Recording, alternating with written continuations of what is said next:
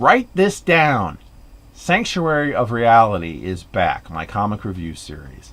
Today, first, is a short tale that is not featured in the phone book. It's called Cerebus Dreams 2.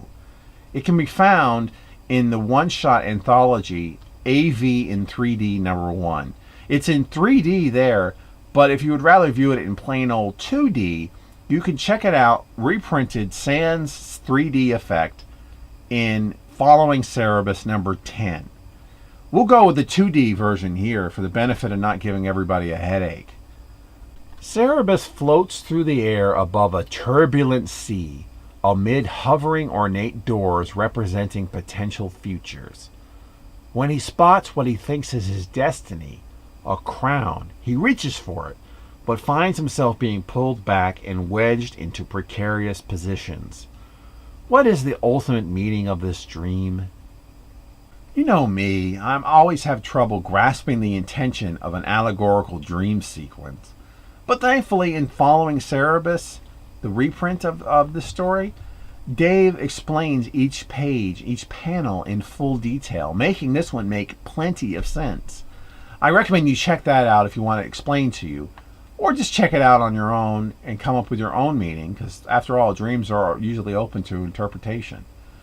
The story is referenced directly in issue 67, so it actually has a proper place in continuity, despite actually coming out a few months after issue 67. Now for the main feature. It's Church and State chapter 16 in Cerebus issue 67, Day of Greatness, Age of Consent.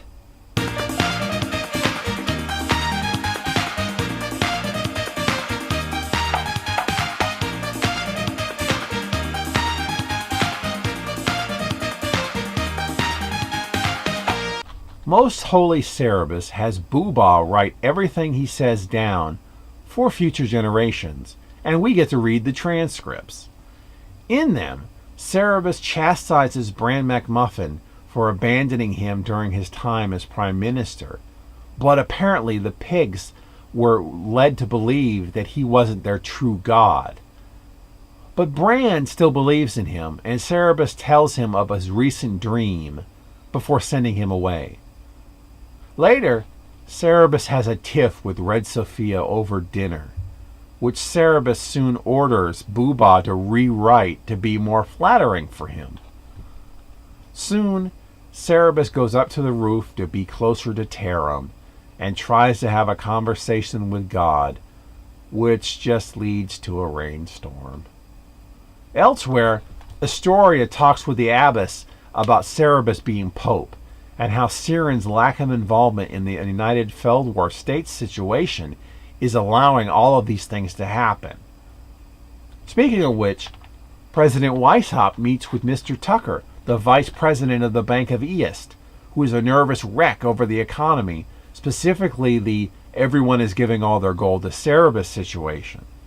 This leads to the president of the bank committing suicide right in front of them. After a quick chat with Archbishop Posey about how little gold people have brought in, Cerebus goes up on the roof and has another sermon, this one especially passionate, demanding more gold in the next 10 days or the world will end. Will they listen? And what interesting observation has Bran McMuffin noticed? I like the style chosen for this issue. It's very different. I know it can be tough to read cursive for some people, but Boobah's or Cerebus's, or rather Dave's, lettering is clear and legible. I haven't praised Dave's lettering enough, or have I done it at all yet? Oh, it's damn good. He's one of the greatest letterers in the history of comics, I would say, simply because he treats the lettering like he does the artwork. It's considered just an extension of that. I'll talk more about how awesome it is when it's actually being used to its full capacity, because here it's not really being used to its full capacity. But you will see in future issues just how, just pay attention to that lettering on every little word balloon, every sound effect. It's all awesome. This is another good issue. It's actually an improvement over the last one, which was just okay. This is a good issue. Though I can't say much has been progressed in terms of the plot, but I do like how things are being subtly set up for later. All across the board, characters are at their tipping points, poised to take stands to change things for themselves. Cerebus's sermon is an especially memorable moment. All of his sermons that he has are standout highlights of this particular book.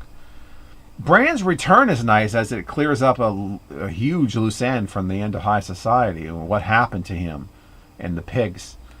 But I can't say Bran ever ends up living up to his potential that he's being set up for, at least during his return run here.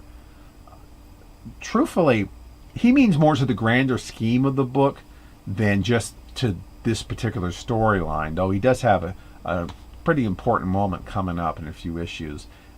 Ultimately, he's not. He's kind of wasted here compared to how he was used in High Society. But more on that when we get to it. Next time, Cerebus catches a cold.